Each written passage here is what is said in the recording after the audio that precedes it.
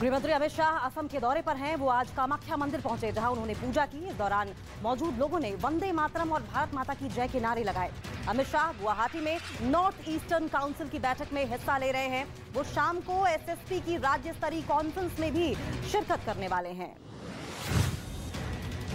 वहीं पीएम मोदी आज से गुजरात दौरे पर हैं। वो करीब 14,500 करोड़ रुपए की परियोजनाओं का लोकार्पण करेंगे और शिलान्यास करेंगे। दौरे के पहले दिन आज वो मोढेरा को सोलर पावर से चलने वाला पहला गांव घोषित करेंगे और 3,900 करोड़ से ज्यादा के प्रोजेक्ट का उद्घाटन और शिलान्यास करेंगे। प्रधानमंत्री मधुरेश्वरी माता मंदिर और सूर्य मंदिर भी जाएंगे। संघ प्रमुख मोहन भागवत 3 दिन के कानपुर दौरे पर हैं। उन्होंने नाना राव पार्क में आयोजित वाल्मीकि सम्मेलन में शिरकत की। उन्होंने कार्यक्रम को संबोधित करते हुए सामाजिक समरसता पर जोर दिया। उन्होंने कहा कि समाज का एक हिस्सा दुखी हो तो कुछ अच्छा नहीं हो सकता है। भागवत के दौरे को देखते हुए सुरक्षा के पुख्ता इंतजाम भी किए गए हैं।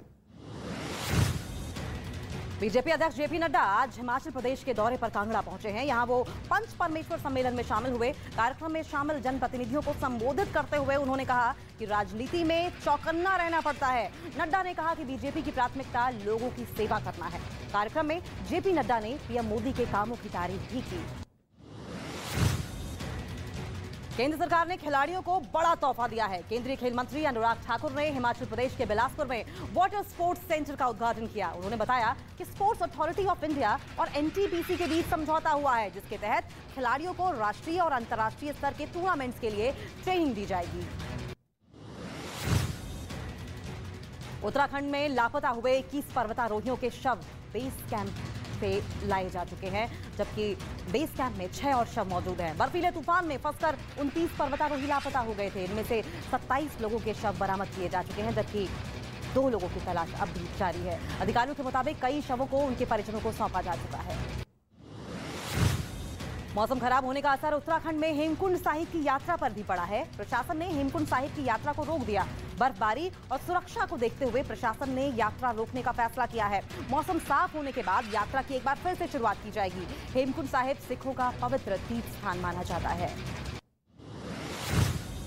उत्तराखंड के चंपावत से हैरान कर देने वाला एक वीडियो सामने आया है, जिसमें भारी बारिश की वजह से पहाड़ का एक बड़ा हिस्सा टूटकर सड़क पर आ गया, जिसकी वजह से पिथौरागढ़ हाईवे बंद हो गया है और सड़क के दोनों तरफ लंबा लंबा जाम लग गया। हालांकि इस घटना से किसी को कोई नुकसान नहीं पहुंचा है। वहां से जो वीडियो सामने आया है उसमें पहले पहाड़ से छोटे छोटे पत्थर गिरते हुए दिखाई दे रहे हैं। राजस्थान के सवाई माधोपुर में बारिश से लोगों का जनजीवन अस्त व्यस्त हो गया है। चंद घंटों की मूसलाधार बारिश ने लोगों की परेशानियां बढ़ा दी हैं। नाले में पहाड़ से पानी आने की वजह से अचानक जलस्तर बढ़ गया और नाले ने रौद्र रूप अख्तियार कर लिया। नाले पर बना पुल सैलाब में डूब गया, जिसकी वजह से दोनों तरफ लोग फंस गए और उफनते नाले ने रफ्तार पर ब्रेक लगा दी। उत्तर प्रदेश के श्रावस्ती से बारिश से हुई तबाही हैरान कर देने वाली तस्वीरें सामने आई हैं। वहां से जहां ताप्ती नदी के बढ़ते जलस्तर की वजह से निचले इलाकों में बाढ़ जैसे हालात पैदा हो गए हैं। कई लोगों के मकानों में भी पानी भर गया है, जिसकी वजह से लोगों को परेशानियों का सामना करना पड़ा। हालांकि बाढ़ के हालात को देखते हुए प्रशासन की तरफ से हर संभव कोशिश की जा रही है। उत्तर प्रदेश के बलरामपुर में राप्ती नदी का जलस्तर बढ़ने से शहरी इलाकों में भी पानी भर गया है। कई इलाके पानी में डूब गए हैं। एसडीआरएफ की टीम लोगों को सुरक्षित जगहों पर पहुंचा रही है। नेशनल हाईवे पर छोटी गाड़ियों की आवाजाही पर रोक लगा दी गई है। नवोदय विद्यालय का पूरा इलाका ही जलमग्न हो गया है। लगातार बढ़ रहे जलस्तर से नवोदय विद्यालय की दीवार भी टूटकर गिर गई है। जम्मू कश्मीर के अखनूर में सरकारी आयुर्वेदिक कॉलेज में नमाज पढ़ने के विवाद में जमकर हंगामा हुआ। बजरंग दल मौके पर पहुंची और नमाज पढ़ने के लिए इस्तेमाल किए गए कालीन और दूसरे सामान को बरामद किया। बजरंग दल का यह आरोप है कि कॉलेज परिसर में कुछ छात्र कॉलेज के स्टाफ के साथ मिलकर नमाज पढ़ते हैं, जिसका बजरंग दल ने विरोध भी किया है। महाराष्ट्र के नासिक में सिलेंडर से भरा एक ट्रक पलटने से बड़ा हादसा हो गया। ट्रक के पलटते ही उसमें आग लग गई, जिसके बाद उसमें रखे सिलेंडरों में भी एक के बाद एक कई धमाके हुए और कई सिलेंडर को रॉकेट की तरह उड़ते हुए भी दिखा गया। हालांकि सूचना मिलते ही मौके पर पहुंची फायर ब्रिगेड ने मुश्किल से आग पर काबू पाया। ट्रक में करीब 200 सिलेंडर रखे गए थे। वहीं राजस्थान के जोधपुर में घर में रखे सिलेंडर में ब्लास्ट हो गया। हादसे में 4 लोगों की मौत हो गई, जबकि 16 लोग गंभीर रूप से घायल बताए जा रहे हैं। बताया यह भी जा रहा है कि अवैध रूप से गैस रिफिलिंग करने वाले एक आदमी के घर में अचानक आग लग गई, जिससे कि घर में रखे कुछ सिलेंडर में ब्लास्ट हुआ। हादसा इतना ज्यादा जबरदस्त था कि आसपास के मकान भी हिल गए। दिल्ली के दरियापुर इलाके में रंगदारी के लिए शोरूम के बाहर फायरिंग की गई। एक मोटरसाइकिल पर 2 बदमाश आए। इनमें से एक ने पिस्तौल से गोलियां चलाई। बदमाशों ने 50 लाख रुपए की रंगदारी की मांग की थी और दुकानदार को डराने के मकसद से फायरिंग की गई।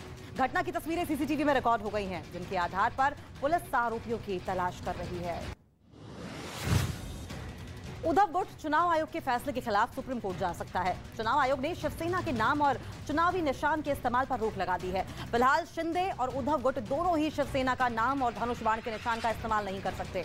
आयोग ने दोनों ही गुटों से नाम और चुनाव निशान से जुड़े 3 विकल्प भी मांगे हैं। वहीं जम्मू कश्मीर के कठुआ में आतंकी साजिश को नाकाम कर दिया गया है। हाल ही में गिरफ्तार किए गए जैश-ए-मोहम्मद के आतंकी जाकिर हुसैन भट्ट से कड़ाई से पूछताछ के बाद 3 आईडी और 3 स्टिकी बम बरामद हुए हैं।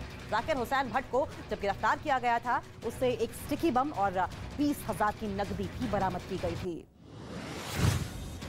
आंध्र प्रदेश के हैदराबाद में सोने की तस्करी के आरोप में कस्टम विभाग ने 3 महिला यात्रियों को गिरफ्तार किया है, जिनके पास से 1 करोड़ 72 लाख कीमत का सोना बरामद किया गया।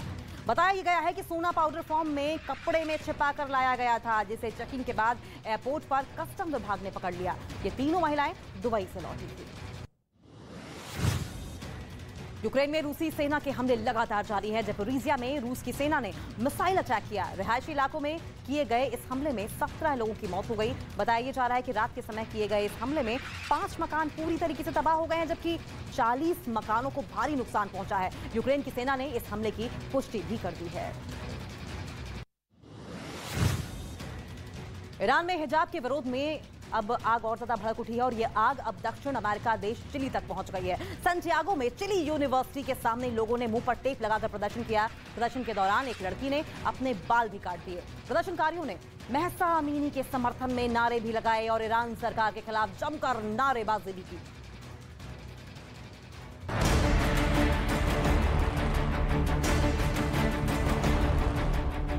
हम बिना रुके हम यहाँ पर आपको ये तस्वीरें यहाँ पर दिखाएंगे।